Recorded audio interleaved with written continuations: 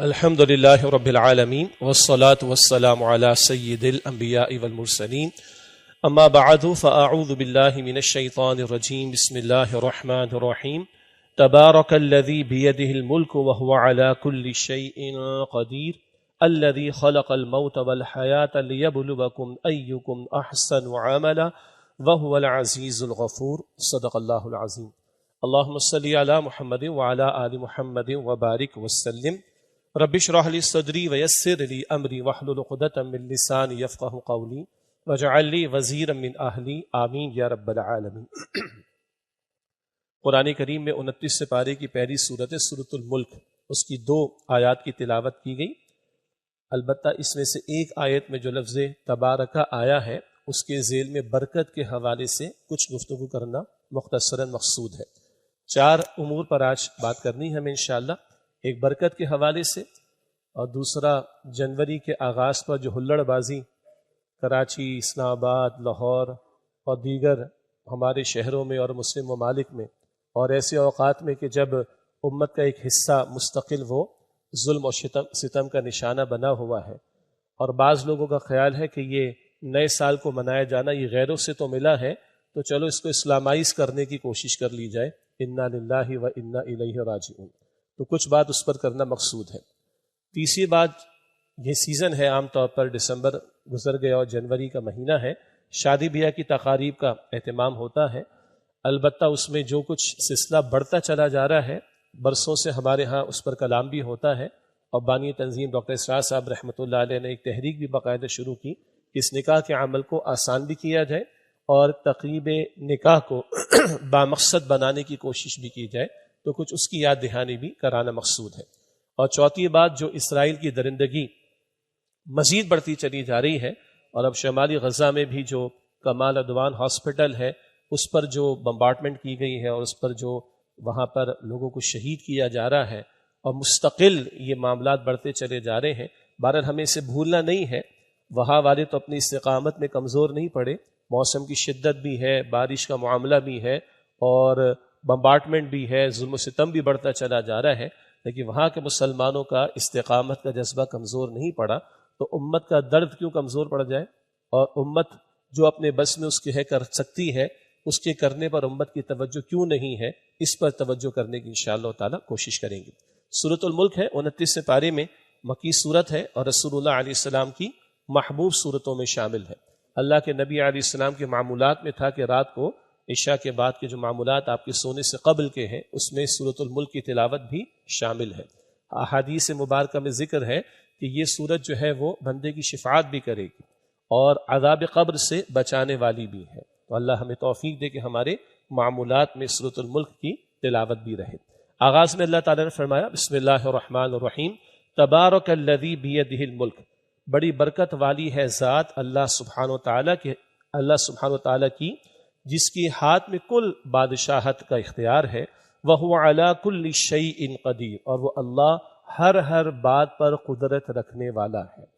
یہ بعض جملے ہیں الفاظ کے شمار کے اعتبار سے تو مختصر جملے ہیں، لیکن بات ہے کہ یہ اللہ سبحانہ و تعالیٰ کا رب العالمین کا کلام ہے، اور ان بظاہر یعنی چند الفاظ کے مجموعے پر مشتمل جملوں میں ہمارا پورا عقیدہ بھی بیان ہوتا ہے، اور بعض مرتبہ اس میں بڑے اسباق یا لیسنز ہمارے لیے ہوا کرتے ہیں۔ اگر اس بات کو دیکھیں کہ بیدہ الملک، کل بادشاہت کا اختیار کس کے پاس ہے؟ اللہ کے پاس۔ وَتُعِزُّ مَن تَشَاءُ وَتُذِلُّ مَن تَشَاءُ، جس کو چاہے اللہ عزت عطا فرمائے، جس کو چاہے اللہ تعالیٰ ذلیل و رسوا کر دے، تو یہ کل اختیار بادشاہت کا اللہ کے پاس ہے۔ آج کسی کا عروج، آج کسی کا زوال، کل کسی کا عروج، کل کسی کا زوال۔ یہ قوموں کے عروج و زوال کے تصورات کے ذیل میں بھی اس بات کو سامنے رکھنا چاہیے۔ وَهُوَ عَلَى كُلِّ شَيْءٍ قَدِيرٌ، وہ اللہ ہر بات پر قدرت رکھنے والا ہے۔ یہ جملہ بھی بڑا پیارا ہے، بڑا قیمتی ہے، اور امت کے لیے، اہل ایمان کے لیے بڑی اس میں رہنمائی ہے۔ اللہ ہر بات پر قادر ہے، اس بات کا بھی اظہار کہ اللہ تمہیں دوبارہ پیدا کرنے پر بھی قادر ہے، اللہ حساب کتاب برپا کرنے پر بھی قادر ہے، اللہ تمہارا محاسبہ، تمہاری اکاؤنٹیبلٹی کرنے پر بھی قادر ہے۔ یہ پہلو بھی اس میں ہے۔ اور اگر آج امت زوال سے دوچار ہے اور قسم پرسی کی حالت میں ہے، یا تنگدستی کی حالت میں ہے، یا دبی ہوئی ہے، پیٹی ہوئی ہے، تو اللہ علی کل شیء قدیر ہے۔ اگر امت خود سدھرنا چاہے اور اللہ کی طرف متوجہ ہو، اللہ کی ذات پر توکل کرے، اللہ پر توکل کر کے کھڑے ہونے کی کوشش کرے تو وہ علی کل شیء قدیر، وہ اللہ ہر بات پر قدرت رکھنے والا ہے۔ اگلی آیت میں فرمایا، کیونکہ 2 آیات تلاوت کی گئی تو ترجمہ اور مختصر سی بات میں عرض کرنا چاہ رہا ہوں۔ الذی خلق الموت والحیات، وہ اللہ ہے جس نے موت اور حیات کا یہ سلسلہ قائم فرمایا۔ یہ زندگی موت کا اختیار بھی، بلکہ موت یہاں پہلے ہے، موت اور زندگی کا اختیار بھی یہ اللہ سبحانہ وتعالیٰ کے پاس ہے۔ یہ عقیدہ کہ میری زندگی میرے رب کے ہاتھ میں ہے، میری موت کا فیصلہ میرے رب نے کرنا ہے، اس کے فیصلے کے وقت سے پہلے میری موت نہیں آ سکتی۔ تو کوئی مجھے موت دے سکتا ہے، کوئی مجھے زندگی دے سکتا ہے، کوئی مجھے بچا سکتا ہے، کوئی مجھے نفع دے سکتا ہے، اس کے اذن کے بغیر سوال ہی پیدا نہیں ہوتا۔ یہ پورے عقیدے ہیں ان کلمات میں، ان الفاظ میں جو ہمارے سامنے آتے ہیں۔ بہرحال اس نے موت اور حیات کا سلسلہ قائم فرمایا۔ لیبلوکم، یہ زندگی تمہیں کیوں عطا کی کہ تاکہ وہ تمہارا امتحان لے، ایکم احسن عملا، کہ تم میں سے بہترین عمل کرنے والا کون ہے۔ تو زندگی امتحان کے لیے دی گئی ہے اور ایک مقصد کے ساتھ گزارنے کے لیے دی گئی ہے۔ وہ مقصد قرآن پاک میں اللہ تعالیٰ خود بھی بیان فرماتا ہے سورہ ذاریات کی آیت نمبر 56 میں، وما خلقت الجن والانس الا لیعبدون، اللہ فرماتا ہے کہ میں نے جنات اور انسانوں کو صرف اپنی عبادت کے لیے پیدا کیا۔ باقی تفصیل اپنی جگہ کہ تصور عبادت بڑا محدود ہو گیا، جمعے کی 2 رکعت یا 5 وقتہ نماز یا رمضان کی محنت، حج عمرے کی محنت، قربانی کا موقع، اس کے بعد سب ختم نہیں۔ اس کے بعد تو شروع ہوتا ہے بھائی، ایک نماز مصلی پر مکمل ہوتی ہے اور میں السلام علیکم ورحمۃ اللہ کہنے کے بعد مسجد سے باہر جاتا ہوں تو اب دوسری نماز شروع ہو جاتی، اس معنی میں کہ جس رب کے حکم پر ادھر جھکا باہر بھی اسی رب کے حکم پر جھکنا ہے۔ جس کو یہاں بڑا مانتا ہوں مصلی پر اور نماز میں، اسی کو باہر بھی بڑا ماننا ہے۔ یہ پورا تصور عبادت کا سامنے رہے۔ البتہ یہاں فرمایا لیبلوکم، یہ زندگی یہ امتحان کے لیے ہے، اور اللہ کیا دیکھنا چاہتا ہے؟ ایکم احسن عملا، تم میں سے سب سے بہترین عمل کرنے والا کون ہے۔ پہلی بار احسن آیا ہے، سپرلیٹو ڈگری انگلش میں جسے کہتے ہیں، ٹاپ کی بات، اور عملا، احسن عملا کہا، اکثر عملا نہیں کہا ہے کہ تم میں سے زیادہ اعمال کرنے والا کون ہے۔ انگریزی میں تم یہ بات کہتے ہیں کہ اصل میں کوالٹی کا معاملہ ہے نہ کہ کوانٹٹی کا، ادھر بھی یہ بات ہے۔ اس معنی میں کثرت اعمال اگر وہ اخلاص نیت اور ایمان کی نعمت کے ساتھ ہے بہت بڑی بات ہے، لیکن اللہ کو جو مطلوب ہے وہ احسن عملا، تم میں سے بہترین عمل کرنے والا کون ہے۔ یعنی جو اعمال یقیناً خیر کے انجام دے رہے ہو، پیچھے اخلاص ہے کہ نہیں، اور کوئی عمل بظاہر کتنا اچھا نظر آئے، اگر ایمان کے بغیر ہے تو اللہ کے قابل قبول نہیں، اور صاحب ایمان کر رہا ہے مگر اخلاص نہیں تو اللہ کے قابل قبول نہیں۔ خوب راہ خدا میں خرچ ہو رہا ہے لیکن مال حرام خرچ ہو رہا ہے، وہ اللہ کے قبول نہیں ہے۔ تو اعمال ایمان کی نعمت کے ساتھ، اعمال اخلاص کی نعمت کے ساتھ، جہاں مالی طور پر کچھ اعمال کو انجام دینا وہ حلال مال میں سے نہ کہ حرام سے۔ تو یہ ہے زندگی کا مقصد۔ لیبلوکم، اللہ نے کیوں یہ سلسلہ قائم فرمایا کہ تمہارا امتحان لے، ایکم احسن عملا، کہ تم میں سے بہترین عمل کرنے والا کون ہے۔ وہو العزیز الغفور، اور وہ اللہ غالب ہے، کل اختیار رکھنے والا ہے۔ یہ اشارہ ہے کہ تم اس کی پکڑ سے بچ نہیں سکتے، اور وہ الغفور ہے، بہت بخش دینے والا ہے، یہ اس کی رحمت کی طرف بھی اشارہ ہے۔ اور حدیث مبارک میں آتا ہے کہ الایمان بین الخوف والرجاء، ایمان خوف اور امید کی درمیانی کیفیت کا نام ہے۔ ایک صحابی نوجوان رضی اللہ عنہ، ان کی وفات کا موقع قریب تھا، رسول اللہ علیہ السلام تشریف لے گئے، جامع ترمذی میں روایت ہے، آپ نے فرمایا کہ بھئی تمہاری کیا کیفیت ہے؟ عرض کرتے ہیں یا رسول اللہ، خوف آتا ہے، اللہ کی پکڑ کا خوف آتا ہے، اللہ میری خطاؤں پر میری پکڑ نہ فرما لے، لیکن اس بات کی بھی امید ہے کہ اللہ تعالیٰ رحمت کا معاملہ فرمائے گا، فضل کا معاملہ فرمائے گا، کرم کا معاملہ فرمائے گا اور مجھے معاف کر دے گا۔ تو رسول اللہ علیہ السلام نے فرمایا کہ یہ تو ایمان کی علامت ہے، اور یہی آپ نے فرمایا کہ جس بات، یعنی یہ دونوں کیفیات جس کی بیک وقت ہوں، یہ دونوں کیفیات جس کی بیک وقت ہوں، اللہ اس سے بچا لے گا جس کا اسے ڈر ہے، اور اللہ وہ اس کو عطا فرما دے گا جس کی اسے امید ہے۔ یہ حدیث جامع ترمذی میں، لیکن یہ دونوں کیفیات ساتھ ساتھ، جیسے سورہ فاتحہ ہے الحمدللہ رب العالمین الرحمن الرحیم، فوراً کیا ہے؟ مالک یوم الدین، ڈر بھی رہنا چاہیے، پکڑ ہو جائے گی کل اللہ کے سامنے پیش ہونا ہے۔ تو الایمان بین الخوف والرجاء، ایمان خوف اور امید کی درمیانی کیفیت کا نام ہے۔ یہ تو چند باتیں بس ہم سب کی یاد دہانی کے لیے مختصراً اس سورہ ملک کی پہلی 2 آیات۔ اب آئیے لفظ برکت، تبارک الذی، یہ برکت کا تعلق ہے ہی اللہ سبحانہ و تعالیٰ کی ذات کے ساتھ، اور تبارکہ یہ لفظ اللہ تعالیٰ ہی کے لیے استعمال ہو سکتا ہے، مخلوق کے لیے نہیں، یعنی برکت والی ذات ہے اللہ سبحانہ و تعالیٰ کی۔ پھر اشیاء میں برکت کا آنا وہ اسی کے اذن سے ہے، وہ اسی کے حکم سے ہے، وہ اسی کی توفیق سے ہے، وہ اسی کی عطا سے ہے۔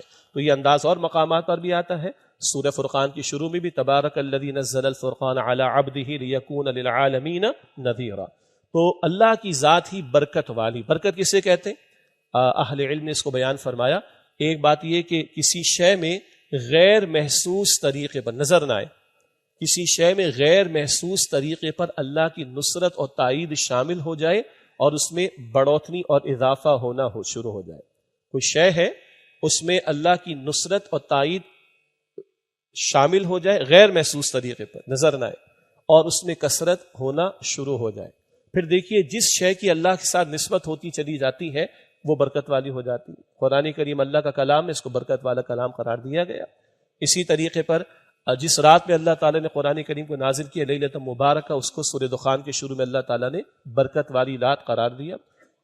شام کی سرزمین کو اور شام کے تعلق سے ذہن میں رکھیں، یہ سیریا فقط نہیں بلکہ اور علاقے بھی، جیسے پہلے بھی ذکر آ چکا، تو یہ شام کے علاقے کو اللہ تعالیٰ برکت والی زمین، کیونکہ اللہ نے اپنے انبیاء علیہم السلام کو کثرت سے وہاں بھیجا اور اللہ نے اپنی وحی اور رہنمائی ان کو انسانیت کے لیے عطا فرمائی، وہ زمین بھی برکت والی۔ زیتون کے درخت کو بھی اللہ تعالیٰ برکت والا درخت قرار دیتا ہے۔ بہرحال اس پر بہت کچھ بحث علماء نے کی ہے۔ ہم ایک دوسرے کو سلام کرتے ہیں، السلام علیکم ورحمۃ اللہ وبرکاتہ بھی کہتے ہیں اس میں۔ اس سے طرح نماز میں جب حضور کے لیے سلام پیش کرتے ہیں، السلام علیکم ایھا النبی ورحمۃ اللہ وبرکاتہ، حضور پر درود بھیجتے ہیں صلی اللہ علیہ وسلم، اللہم بارک علی محمد وعلی آل محمد۔ تو یہ بہت مستقل استعمال ہونے والا لفظ ہے قرآن کریم میں اور احادیث مبارکہ میں۔ باٹم لائن کیا ہے؟ جس شے کی نسبت اللہ کی طرف ہوتی جائے اور جس شے کا تعلق اللہ کے ساتھ ہوتا چلا جائے، اس شے میں برکت آنا شروع ہو جاتی ہے، اور اس کی انتہا ہے امام الانبیاء رسول اللہ صلی اللہ علیہ وسلم کی ذات بابرکات۔ اس پوری کائنات میں یعنی کیا ہم ٹائم مینجمنٹ پڑھیں گے اور کیا ہم اپنے آپ کو مینج کرنے کی بات کریں گے، جو اللہ نے برکت امام الانبیاء صلی اللہ علیہ وسلم کی عمر میں عطا فرمائی۔ ایک اس میں بھی بہت سارے واقعات پیش کیے جا سکتے ہیں۔ ایک انتہا کا واقعہ معراج کا واقعہ ہے۔ ساری کائنات کے عجائب اور اسرار اللہ تعالی نے رسول اللہ علیہ السلام کو دکھا دیے ہیں، اور روایات میں بہرحال بستر گرم ہی ہے اور کنڈی ہل رہی ہے، ٹھیک ہے، یہ اللہ اور اللہ ہی جانتا ہے۔ تو بہرحال برکت کی انتہا جو عطا ہوئی وہ امام الانبیاء کو صلی اللہ علیہ وسلم۔ آج ہمارا معاملہ کیا ہے؟ جملے ہمارے اب بھی بیان ہوتے ہیں، برکت اڑ گئی، مال میں سے برکت اڑ گئی ہے، اولاد میں سے برکت اڑ گئی ہے، گھروں میں سے برکت اڑ گئی ہے، وقت میں سے برکت اڑ گئی، پرفارمنس میں سے برکت اڑ گئی، برکت نہیں رہی۔ اس کی وجہ کیا ہے؟ اس کی وجہ ہے کہ برکت کا براہ راست تعلق ہے ذات باری تعالیٰ سے، اور سرکشی کے ساتھ اور معصیت کے ساتھ اور گناہوں کے ساتھ اور نافرمانیوں کے ساتھ اللہ کی برکت حاصل نہیں ہو سکتی۔ تو ایمان والوں کے لیے سمجھنے کا نقطہ یہ ہے کہ اپنے معاملات اور معاملات میں اگر وہ برکت کا حصول چاہتے ہیں تو جتنا رب سے تعلق مضبوط ہوگا، جتنا رب کی طرف توجہ کا معاملہ ہوگا، جتنا رب کی اطاعت اور اس کے پیغمبر علیہ السلام کی اطاعت اور اتباع میں اپنے آپ کو لگائیں گے، اتنا ہمارے معاملات میں برکتیں آنا شروع ہو جائیں گی۔ کبھی وہ دور تھا، ہمارے والد صاحب، ہمارے دادا بھارت سے ہجرت کر کے آئے تھے کراچی، تو جس علاقے میں اولڈ سٹی جسے ہم کہتے ہیں، پرانا شہر جسے کہتے ہیں کراچی میں، وہاں ہم رہتے تھے۔ 2-2.5 کمرے کا گھر تھا، ایک چھوٹا سا صحن تھا، اور 25 افراد پارٹیشن کے بعد وہاں پر رہتے تھے۔ مرد باہر صحن میں سوتے تھے اور عورتیں اندر کمروں میں سوتی تھیں۔ اور آج بھی ان جو افراد اس وقت رہے، ان کی اولاد اور پھر ان کی اولاد، ان کے اندر ہم معاملات دیکھتے ہیں کہ بڑے گہرے تعلقات آج بھی ہیں، اور کمانے والے 2-3 افراد تھے اور 25 افراد رہے جب تک کہ معاملات سیٹل ہوتے نہ چلے گئے۔ اور یہ تو خیر پھر بھی پاکستان بننے کے موقع کی بات ہے نا، کچھ عرصے پہلے تک کا بھی معاملہ تھا، ایک ہی گھر کے اندر 1-2 افراد کمانے والے ہوا کرتے تھے، اور گزارا، یہ لفظ میں جان بوجھ کر استعمال کر رہا ہوں، گزارا اچھا خاصا ہو جاتا تھا۔ آج لاکھوں کمانے والے بھی کہتے ہیں کہ گزارا نہیں ہو رہا۔ ماڈرن لائف میں رہا، جب ہم چارٹرڈ اکاؤنٹنسی پڑھ رہے تھے تو ایک صاحب کا پتہ چلا سٹی بینک میں ان کی جاب ہے، اکیلے رہتے ہیں، اور 2001-2 کی بات ہے، 75,000 سے زیادہ ان کی تنخواہ تھی، باقی سارے بینیفٹس الگ تھے، گاڑی بھی ہے، پرکس بھی ہے، بینیفٹس بھی ہیں، ٹی اے ڈی اے سب کچھ ہے، مگر جملہ یہ تھا کہ گزارا ہاں۔ اب اگر 2003 کی یہ بات تھی تو 2025 شروع ہو چکا ہے عیسوی تاریخ کے اعتبار سے، تو آج ہی جملے ہمارے معروف آ گئے۔ اس کی وجہ کیا ہے؟ برکت کیوں نہ اٹھے؟ اگر پوری اجتماعی سطح پر ملک کی صورتحال کو دیکھیں تو اللہ کے ساتھ غداری، اللہ کے ساتھ بے وفائی، اللہ کے ساتھ وعدہ خلافی، اللہ کے ساتھ سرکشی، اللہ کے دین کو دیش نکالا دینا، اللہ کے احکامات کی خلاف ورزیاں، اللہ کی شریعت کو پامال کرنا، اور پھر ہم کہیں کہ برق گرتی ہے تو بیچارے مسلمانوں، تو صحیح گرتی ہے نا ہم پر برق۔ اللہ کا نام لے کر مملکت کو حاصل کیا اور اللہ کے نام کو دیش نکالا ہم نے دیا ہے، تو آج ہمارے سامنے مسائل ہیں۔ وہ ایک سجدہ جسے تو گراں سمجھتا ہے 1000 سجدوں سے دیتا ہے آدمی کو نجات۔ اور گھروں کی حالت بھی دیکھ لیں، اللہ ہمارے حال پر رحم فرمائے۔ بڑے بڑے معاملات تو بہت بڑے ہیں، صرف نماز کے معاملے کو چیک کر لیں تو پتہ چل جائے گا کہ اللہ کی شریعت پر عمل کے اعتبار سے ہماری پرائرٹی کیا ہے، اور نماز ادا کرنے میں کوئی رکاوٹ ہے؟ کسی نے گن پوائنٹ پہ منع کیا ہے کہ تم اور تمہارے گھر والے نمازیں ادا نہ کرو؟ جہاں امکان ہے شریعت پر عمل کرنے کا، فرض ہے، حکم ہے، وہاں ہماری کیفیت کیا ہے؟ باقی دین کو چھوڑ دیجیے ابھی آپ، اور پھر ہمارا رونا دھونا کہ برکت اٹھ کر صحیح اٹھی نا برکت۔ اللہ تعالیٰ فرماتا ہے قرآن پاک میں سورہ اعراف کی آیت نمبر 96 میں 96 میں، وَلَوْ أَنَّ أَهْلَ الْقُرَىٰ آمَنُوا وَاتَّقَوْا لَفَتَحْنَا عَلَيْهِمْ بَرَكَاتٍ مِّنَ السَّمَاءِ وَالْأَرْضِ، اگر بستیوں والے ایمان لاتے اور تقوی کی روش پر آتے، ہم آسمان سے بھی برکتیں ان کو عطا فرماتے، تو زمین سے بھی برکتیں ان کو عطا فرما دیتے۔ لیکن آج حالت جو بھی ہے وہ ہمارے سامنے ہے، سکون ڈھونڈنے سے کم ملتا ہے، اطمینان ڈھونڈنے سے کم ملتا ہے، حکومت کے دعوے کہ جناب ہماری جو ہے وہ مہنگائی کی شرح کم ہوتی چلی جا رہی، پتہ نہیں عجیب سے کیسے دعوے ہیں، اور میں اور آپ عام آدمی کو ہم سے پوچھیں آپ کی میری مہنگائی کم ہوئی ہے؟ مطلب عجیب بات۔ کیا وہ بیسس استعمال کرتے اس طرح کی ونڈو ڈریسنگ کر کے قوم کو جو ہے وہ لالی پاپ دینے کے لیے؟ وہ بہتر جانتے اس چیز کو، مگر عام آدمی کو پتا ہے کہ اس کی زندگی کتنی اجیرن ہے، اینڈ سو آن۔ تو بہرحال یہ برکت جو اٹھ گئی ہے، وجہ ہے اللہ کی نافرمانی، اللہ کے احکامات کو توڑنا، اللہ کے ساتھ سرکشی کا معاملہ، بغاوت کا معاملہ، اور یہ انفرادی سطح سے اجتماعی سطح تک کا معاملہ ہے۔ برکت سرکشی کے ساتھ نہیں آتی، وعدہ خلافی کے ساتھ نہیں آتی، دین بیزاری کے ساتھ نہیں آتی، شریعت کو پامال کر کے نہیں آتی، اللہ کے احکامات کو توڑ کر نہیں آتی، وہ اللہ کے ساتھ تعلق قائم کر کے آتی، وہ اللہ کی طرف رجوع کر کے آتی ہے، وہ اللہ کے ساتھ اپنے تعلق کو مضبوط کر کے آتی، وہ اللہ کے سامنے جھک کر آتی، وہ اللہ کو ترجیح اول بنا کر آتی ہے، وہ اللہ کو پرائرٹی نمبر 1 بنا کر آتی ہے۔ جیسے کہ رسول اللہ علیہ السلام نے فرمایا کہ من احب للہ وابغض للہ واعطى للہ ومنع للہ فقد استکمل الایمان، جس سے محبت کی تو اللہ کی خاطر، کسی سے نفرت کی تو اللہ کی خاطر، کسی کو کچھ دیا تو اللہ کے لیے، کسی سے کچھ روکا تو اللہ کے لیے، فقد استکمل الایمان، یقیناً اس نے اپنے ایمان کی تکمیل کر لی۔ اللہ ہمیں ہمارے رزق میں، ہمارے گھروں میں، ہماری اولاد میں، ہمارے اموال میں، ہمارے شہر میں، ہمارے ملک میں، اس امت میں ہمیں برکت عطا فرمائے۔ البتہ اس برکت کے حصول کے لیے نافرمانیوں کو چھوڑنا، گناہوں کو چھوڑنا، اور اللہ اور اس کے رسول کی اطاعت کی طرف پلٹنا، اور اجتماعی سطح پر اس کے احکام کے نفاذ کی محنت کی طرف پلٹنا، اس کے ساتھ اللہ کی برکتوں کا حصول ہی ممکن ہے۔ اللہ ہمیں توفیق عطا فرمائے۔ دوسری بات، دسمبر کی 31 تاریخ میں ادھر لاہور میں ہی تھا، تو تھوڑے سے کان بھی میرے بند تھے، تو میں یہ تو نہیں سن سکا کہ شاید لاہور میں فائرنگ ہوتی ہے کہ نہیں، لیکن میں نے پوچھا تو ان مواقع پہ اتنا فائرنگ کا معاملہ نہیں ہوتا جتنا کراچی میں ہوتا ہے۔ بے دریغ اسلحے کا استعمال، لگتا ہے کہ پورے سال کا اسلحہ صاف ہوتا ہے اس دن، یا تو پاکستان کرکٹ کے میچ میں صاف ہوتا ہے، اگر آپ لوگوں کو اندازہ ہو، یہ 31 کو دسمبر کو، یا پھر وہ جو چاند نظر آ جاتا ہے نا، رمضان جاتا ہے تو شیطان بھی کھل جاتا ہے، عوام بھی کھل جاتی ہے۔ جو بے ہنگم قسم کی فائرنگ ہوتی ہے، ہمارے بچے آج بھی یاد دلاتے ہیں جب وہ چھوٹے ہوتے تھے تو میں باقاعدہ پولیس والوں کو فون کر کے کہتا تھا ان ظالموں کو سمجھاؤ، یہ بچوں کی ہارٹ بیٹ جو ہے وہ اوپر آ جاتی ہے، بوڑھوں کی ہارٹ بیٹ بڑھ جاتی ہے۔ اور پھر جو سرکاری ہاسپٹلس کے اندر، جمعہ جہاں میں کراچی پڑھاتا رہا، وہاں ساتھی آ کر بتاتے تھے گورنمنٹ کے ہاسپٹلس کے اندر کتنے بچے، کتنی عورتیں، کتنے بوڑھے، ان کو بلٹس لگے، ان کو جو ہے وہ گولیاں لگی ہیں ان ساری ہلڑ بازی کے چکر میں۔ دیکھیے کراچی کے اندر اس کے علاوہ بھی بہت کچھ ہوتا ہے، ساحل سمندر پر بھی ہوتا ہے، اس دفعہ تو گورنر سندھ صاحب نے جو ہے وہ بتایا گیا کہ 40-45 منٹ آتش بازی کروائی، ڈوب مرنے کا مقام ہے، انا للہ و انا الیہ راجعون۔ اور لاہور والے بھی کم تو نہیں، اسلام آباد والوں کی ابھی کمی نہیں ہے۔ اور یہ ہمارے ہلڑ بازی، یعنی پیسے کا ضیاع، وقت کا ضیاع، وسائل کا ضیاع، پھر لوگوں کی جانوں سے کھیلنا، لوگوں کی نیندوں کو برباد کرنا۔ یہاں کسی ہیومن رائٹس کے چیمپئنز کو ہیومن رائٹس نظر نہیں آتے۔ مسجد سے اذان کی آواز اگر باہر جائے تو پاکستان کے پوش ایریاز کے اندر اس کو بند کرانے کی کوششیں کی جاتی ہیں۔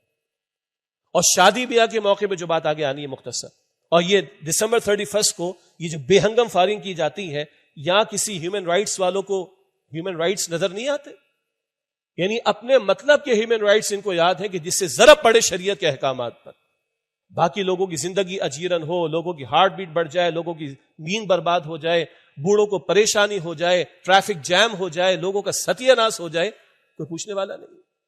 اور یہ وہ امت کے افراد کر رہے ہیں جس امت کا ایک بڑا حصہ اس وقت ظلم و ستم کا شکار ہے۔ فلسطین کی بات کر لیں اور دیگر علاقوں کی بات کر لیں۔ اور کچھ لوگوں کا تصور ہے صاحب نیا سال شروع ہو تو ہمیں دعاؤں کا اہتمام کرنا چاہیے، کچھ محافل کا اہتمام کرنا چاہیے۔ کچھ لوگوں نے محافل نعت رسول مقبول صلی اللہ علیہ وسلم کا انتظام شروع کر دیا، کل کوئی محافل حسن قرات کا اہتمام شروع کر دے گا۔ کیا ضرورت پڑی؟ غیروں کی چیزیں لے کر اس کو اسلامائز کرنے کی کیا ضرورت پڑی؟ کیا پیغمبر نے صلی اللہ علیہ وسلم ہر مہینے کا چاند دے کر دعا نہیں سکھائی ہمیں؟ اللہم اہلہ علینا بالامن والایمان والسلامت والاسلام والتوفیق لما تحب وترضى ربی وربک اللہ، اور بھی دعائیں ہیں، یہ اللہ کے رسول کی دعائیں صلی اللہ علیہ وسلم۔ ہر مہینے کا چاند حضور دیکھتے اور یہ دعا فرماتے تھے صلی اللہ علیہ وسلم۔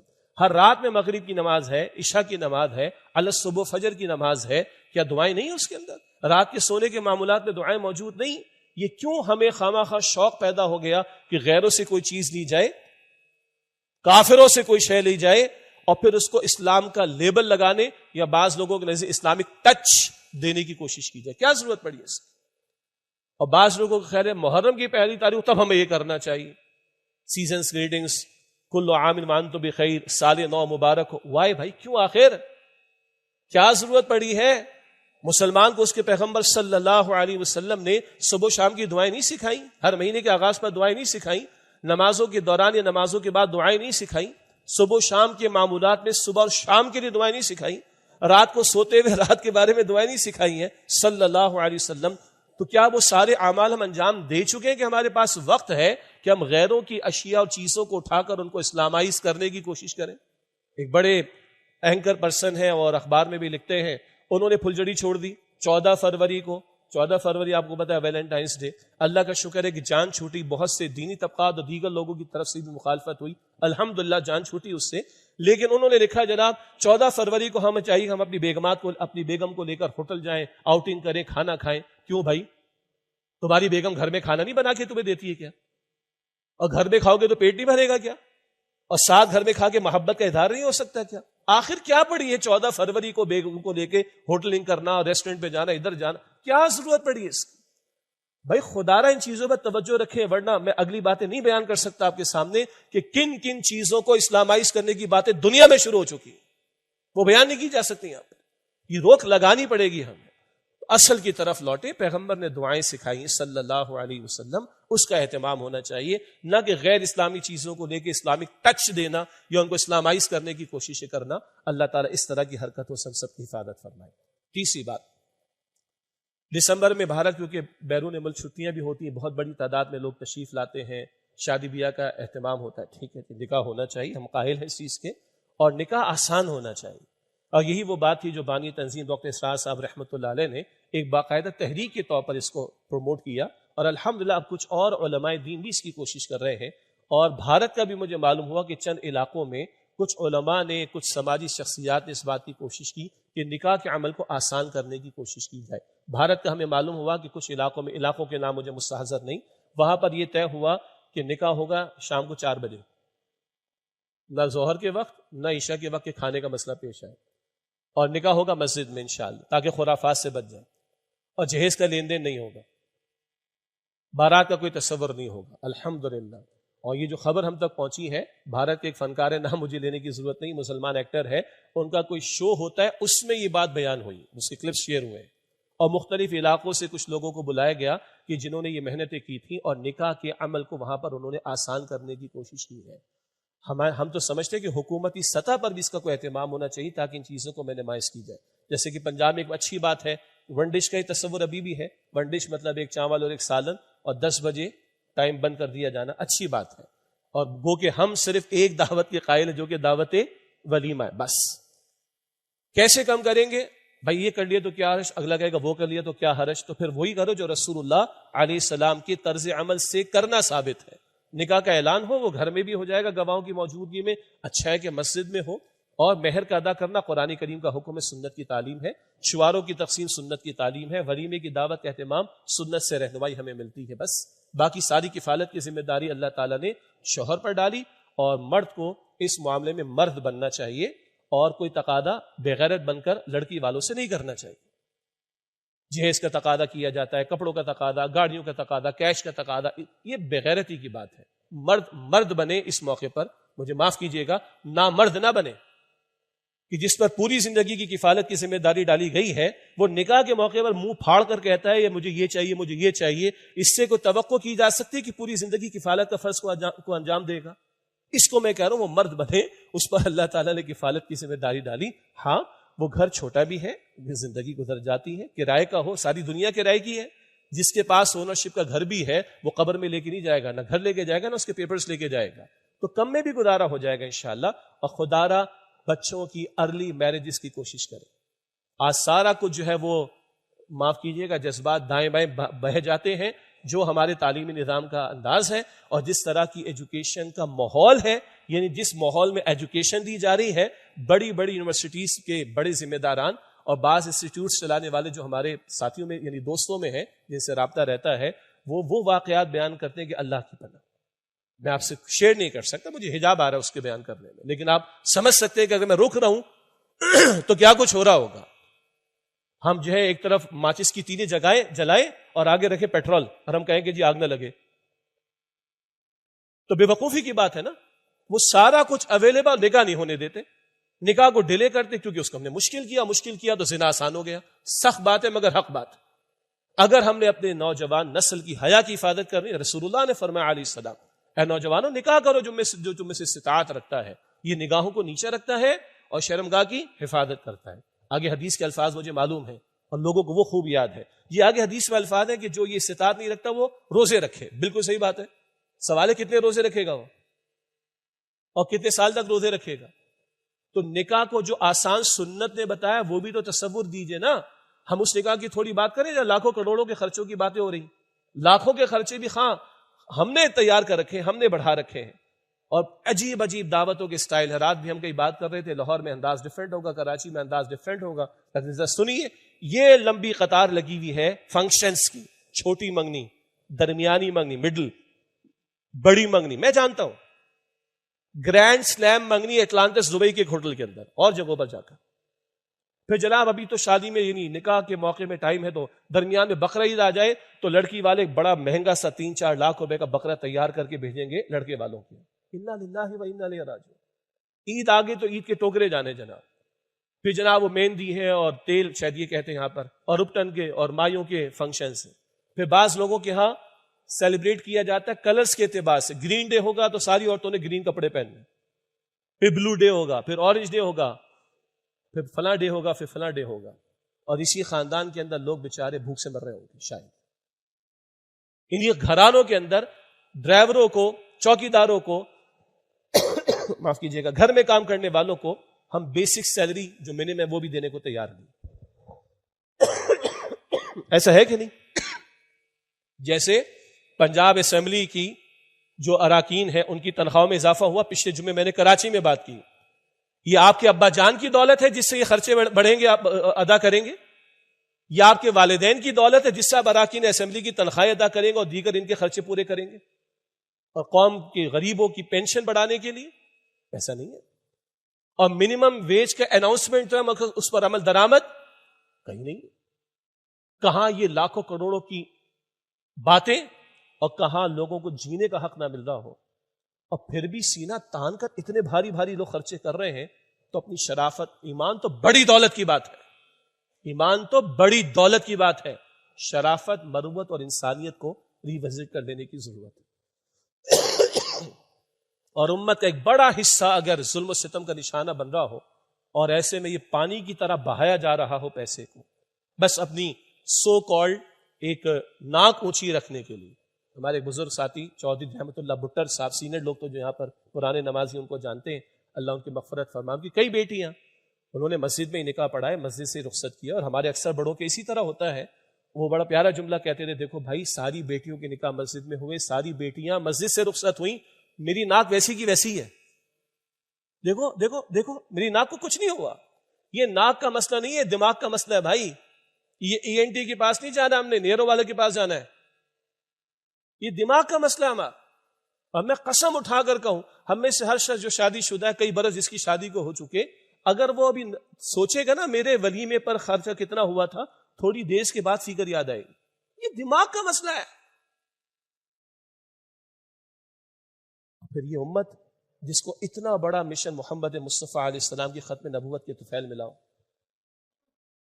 جس نے اربوں انسانوں تک کلمہ تو پہنچانا ہے، دین کو پریزنٹ کرنا ہے، جو اتنے بڑے مشن کے حامل بنائے گئے ہیں، ان کے پاس ان فضولیات پر، ہندوانہ رسومات پر، گناہوں کے کاموں پر ایسا بہانا، یہ اتنا بڑا حوصلہ ہے ان کا، اتنا مال ہے ان کے پاس، یہ بہت بڑا سوالیہ نشان۔ پیغمبر صلی اللہ علیہ وسلم، قرآن پاک کہتا ہے نا، اس آیت کا بھی ہم نے مطالعہ کئی بار کچھ عرصے پہلے کیا تھا، سورہ اعراف کی آیت نمبر 157 میں، وَيَدْهُ عَنْهُمْ إِسْرَهُمْ الْأَغْلَالَ الَّتِي كَانَتْ عَلَيْهِمْ، نبی علیہ السلام لوگوں کے سروں پر جو بوجھ ہے اور ان کی گردنوں میں جو طوق پڑے ہوئے ہیں، اس سے ان کو نجات دلاتے ہیں۔ یہ ایک بہت بڑا بوجھ ہے، ایک بہت بڑا بوجھ ہے۔ کہاں پیغمبر صلی اللہ علیہ وسلم 3 بیٹیوں کی پیدائش ہو کسی کے گھر میں، اور وہ اللہ کا شکر ادا کرے، اور کسی مطلب چہرے کے اوپر کوئی اثرات نیگیٹو یا منفی نہ آئے، اور ان کی پرورش کرے، ان کے نکاح کا بندوبست کرے۔ کیا بشارت ہے اللہ کے رسول علیہ السلام کی؟ جنت کی بشارت۔ یہ بیٹیاں جنت میں داخلے کا باعث بنیں گی، یہ بیٹیاں جہنم سے بچاؤ کا باعث بنیں گی۔ پیغمبر تو یہ فرما رہے نا، آج آپ کے ہمارے معاشرے میں جس کے گھر میں 2-4 بیٹیاں پیدا ہو جائیں، لوگ تعزیت کرتے ہیں کہ بیٹیوں کی ذمہ داری کیسے پوری کرو گے؟ ہم الٹے نہیں ہو گئے؟ پیغمبر بشارت دے رہے ہیں، پیغمبر کے گھر میں بیٹی پیدا ہو تو خادمہ آ کر آپ کو بشارت دے تو پیغمبر کا چہرہ کھل اٹھے گلاب کے پھول کی طرح، وہ خادمہ روایت میں بیان کرتی۔ اور ہمارے لوگ تعزیت کرتے ہیں اگر بیٹیاں پیدا ہو جائیں گھروں میں۔ وجہ کیا ہے؟ ہم نے نکاح کو بوجھ بنایا، وہ 1-2-4 ہفتے کا مسئلہ پوری زندگی کا روگ اور غم ہے، اور بیٹیوں کی پیدائش پر افسوس ہوتا ہے، بیٹیوں کی پیدائش پر لوگ تعزیت کرتے ہیں۔